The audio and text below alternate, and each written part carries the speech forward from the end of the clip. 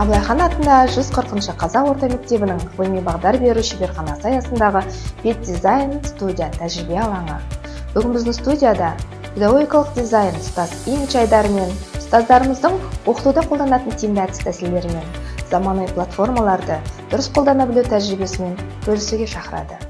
Балалар, бүгін біз жақсы көңіл күйімізбен сабағымызды бастайық. Ол үшін 1, 2, 3. Көңіл күйіміз қандай? Керемет. Қайттан тағы да қайталап айтайық. 1, 2, 3. Көңіл күйіміз қандай? Керемет. Осындай жақсы көңіл күйімізбен сабаққа кірісейік. Бүгін математика сабағынан біз не үйрендім деген тақырыппен танысамыз. Біз салт-дәстүр, саяхат және ауыз әдебиеті бөлімін аяқтаған болатынбыз. Бүгін енді осы бөлім бойынша алған білімдерімізді қорытындылаймыз. Олай болса, оқулығымыздың 76-шы бетін ашайық. Сен бүгінгі сабақта өзіңнің біліміңді қорытындылайсың.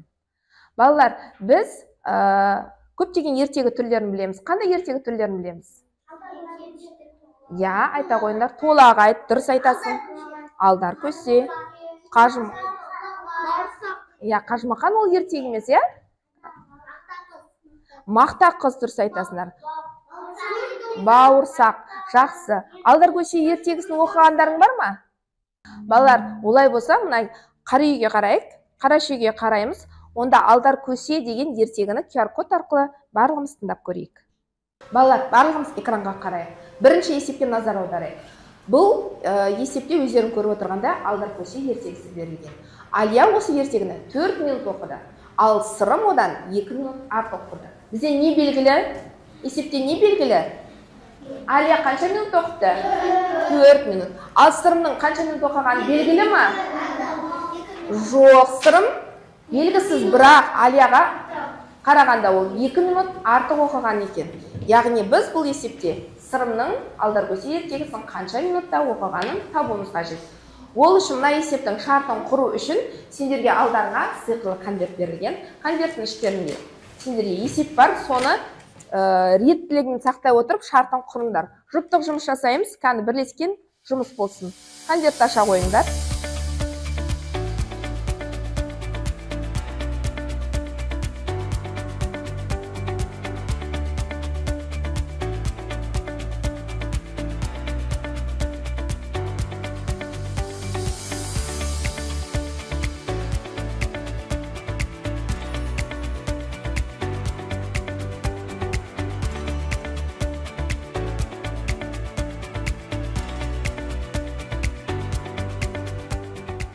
Балалар, алдарыңда мынадай білім қоржыны берілген.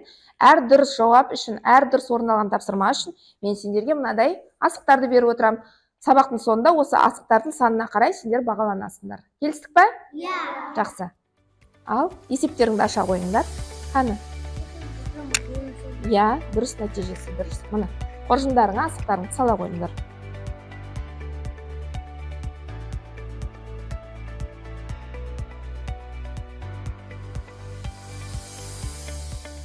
Балалар, келесі тапсырмаға қарайықшы. Екінші есебімізде бізде мысықтар берілген, я?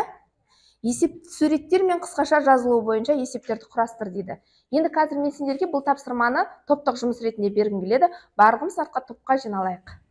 Қаны топ құрамыз. Мына жерде сендердің алдарыңда конверт берілген және трек схемасы берілген. Мынадай есептің шарты көрсетілген және мысықтарымен. Мына конверттің ішіндегі мысықтарды алып, өздерің әрқайсың бір-бір мысықтан ала қойыңдар. Сұлбасына сәйкес мысықты жабыстырасыңдар. Және есептің шартын осы сурет бойынша құрып шығарасыңдар. Қай топ бірінші орындайды, сол топ 3 шапалақ әдісімен болғанын білдіреді.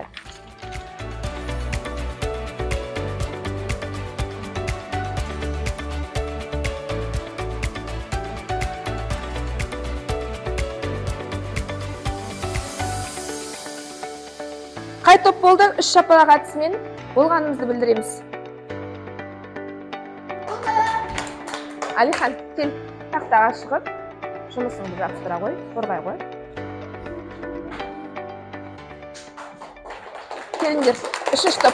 Айғаным, тақтаға шығып, жұмысыңды қорға. Қан бірінші топтың жұмысы.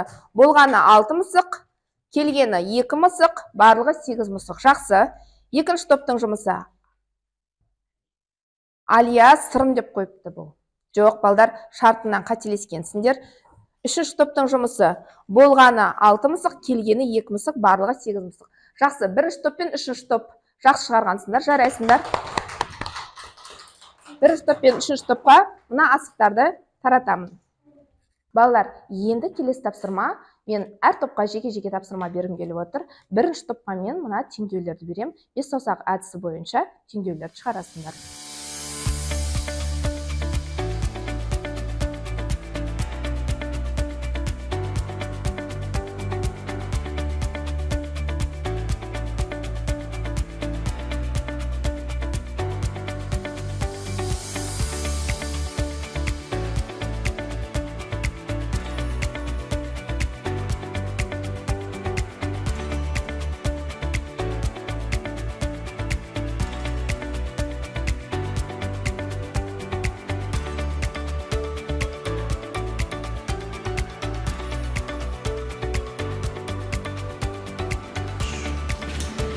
Ал енді екінші топтың балдар, қазір сендер Educa Play платформасы арқылы 4-ші тапсырманы орындаймыз. Есептерді ауызша есептейміз. Келісіп па?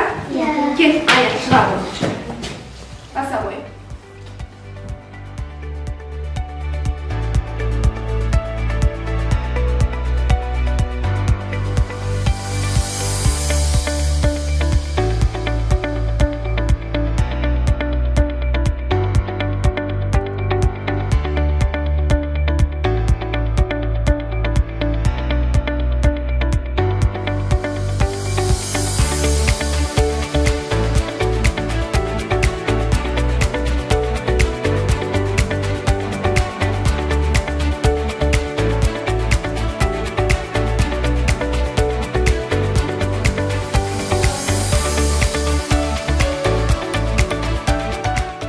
Балалар, келесі әдіс әжемнің базарлығы деп аталады.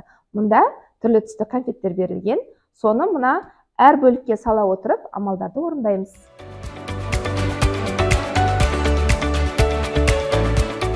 Маркерің қайда? Абдулла, сен салып отыр, мен өрнектерді айтып отырамын.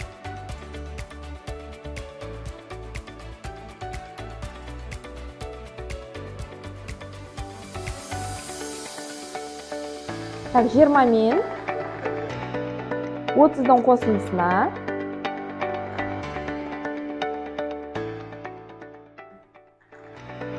10-ды қос.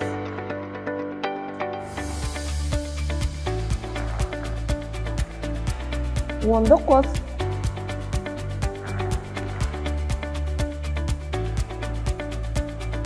Өрнектің мәнін тап.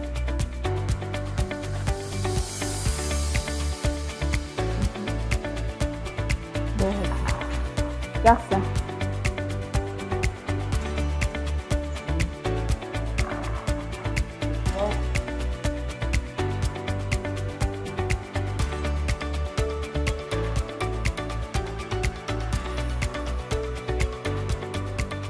Балалар, қазір біз білімімізді Quickers программасы арқылы тексереміз.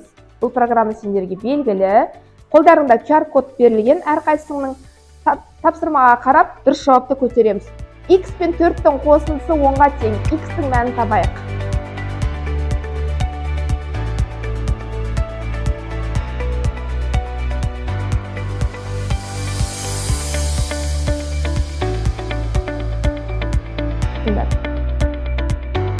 Абдуали, Нұрзат, Али Сұлтан. 20 мен 30-дың қосындысын табамыз.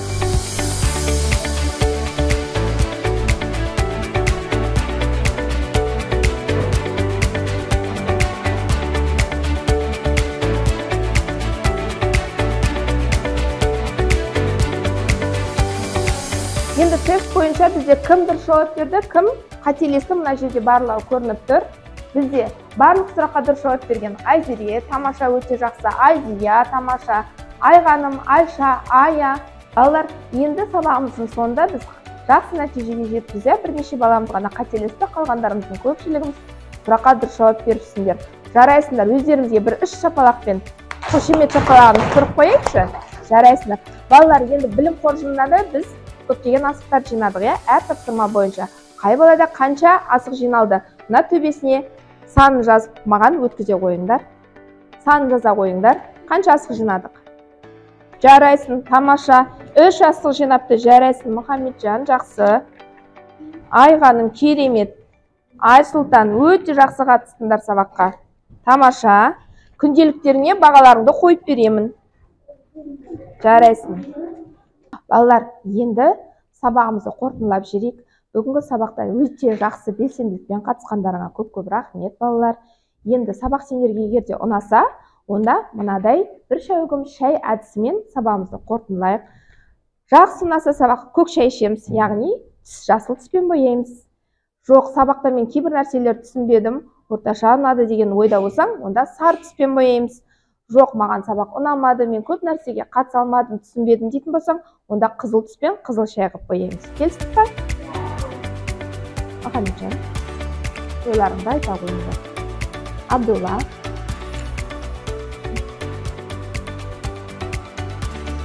Азимай, Жібек, Ая,